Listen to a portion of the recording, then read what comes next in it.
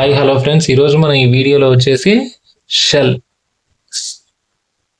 ఈరోజు డిస్కస్ చేసుకున్న టాపిక్ వచ్చేసి షెల్ని ఏ విధంగా ఉపయోగిస్తాం, ఎక్కడ ఉపయోగిస్తాం, మనకు దానికి సంబంధించి సెంటెన్సెస్ ఎలా ఫామ్ చేయాలనే దాని గురించి తెలుసుకుందాం.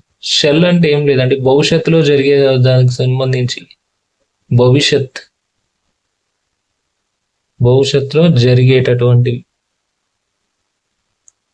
భవిష్యత్తులో జరిగే పనులన్నిటికీ మనం షెల్ను ఉపయోగించి చెప్పవచ్చు.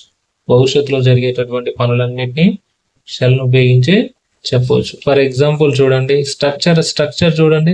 సబ్జెక్ట్, షెల్, భవిష్యత్తు కదా, వెర్బ్ అనే వస్తుంది, ప్లస్ ఎక్స్ట్రా వర్డ్ లేదా ఒక ఆబ్జెక్ట్,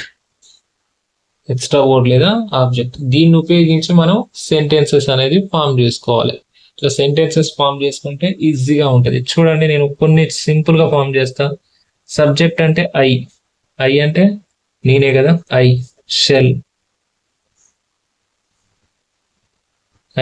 సబ్జెక్ట్ వచ్చేసి వెర్బ్ వన్ అంటే ఈట్ అని తీసుకున్నాం, eat.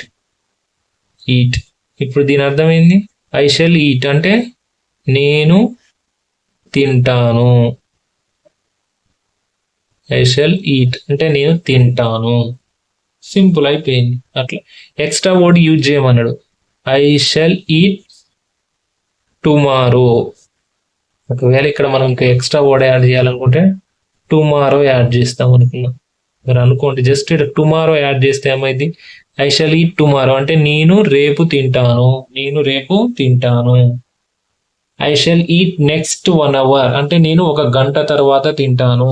I shall eat next 1 hour, నేను ఒక గంట తర్వాత తింటాను. అట్లా ఎక్స్ట్రా వర్డ్ యాడ్ చేస్తే. నెక్స్ట్ ఇంకో ఎగ్జాంపుల్ చూడండి. ఐ షెల్ ఆస్క్ అంటే నేను అడుగుతాను. నేను సింపుల్ గా స్ట్రక్చర్ కోసం చెప్తున్నాను. తర్వాత మీరు నెక్స్ట్ ఇంకా ఎక్స్ట్రా వర్డ్ యూజ్ చేసుకుంటా చెప్పొచ్చు. మీకు ఒక ఎగ్జాంపుల్ ఇస్తున్నా చూడండి. నేను నేర్చుకుంటాను. దీన్ని ఇంగ్లీష్ లో ఏమంటారో ఇమీడియట్ గా కామెంట్ చేయండి. సింపుల్ గా ఉంటది. ఇంత సింపుల్ ఇంగ్లీష్ లో ఇంతకంటే సింపుల్ వర్డ్స్ అయితే ఎక్కడ ఉండదు ఈ షెల్ కి సంబంధించి. చూడండి, మీరు ఎమ్మటి ఇమీడియట్ గా కామెంట్ చేయొచ్చు. నార్మల్ ఇంగ్లీష్ తెలిసిన వాళ్ళు కామెంట్ చేయొచ్చు, వీటిని చూసి తెలియని వాళ్ళు కూడా కొంచెం వెబ్స్ తెలిసి ఉంటే ఇమీడియట్ గా కామెంట్ చేసాయి. నెక్స్ట్ ఇంకొక సెంటెన్స్ చూడండి. I go to school.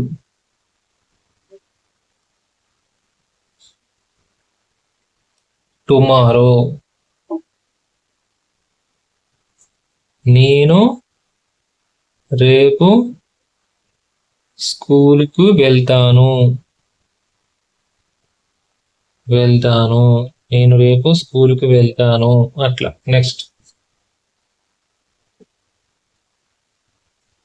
Next ఇంకా వర్డ్స్ క్రియేట్ చేయొచ్చు. I shall by A car. By అంటే కొనడమే కదా. నేను ఒక కారు కొంటాను.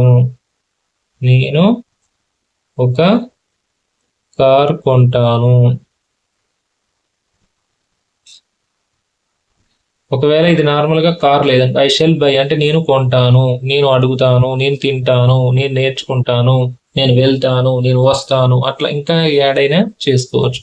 ఇంకా చూడండి, ఇంకా సింపుల్ గా చూడండి. ఐ షెల్ నార్మల్ గా ఇంతవరకు అయితే కామన్ కదా. వెర్బ్స్ కొత్త తీసుకోండి. ఫర్ ఎగ్జాంపుల్ చూడండి, కొన్ని వెర్బ్స్ తీసుకోండి. I shall do, I shall cell. I shall do అంటే నేను చేస్తాను. ఐ షెల్ సెల్ అంటే నేను అమ్ముతాను. ఇంకా చూడండి, ఐ షెల్ డ్రింక్ అంటే నేను తాగుతాను. ఐ షెల్ డ్రింక్ అంటే నేను తాగుతాను. ఇంకా మనం ఎన్ని వెర్బ్స్ తీసుకొస్తే మనకు అంత ఇంగ్లీష్ లో సింపుల్ వేలో మనం కన్వర్షన్స్ అనేవి చేసుకోవచ్చు అనమాట.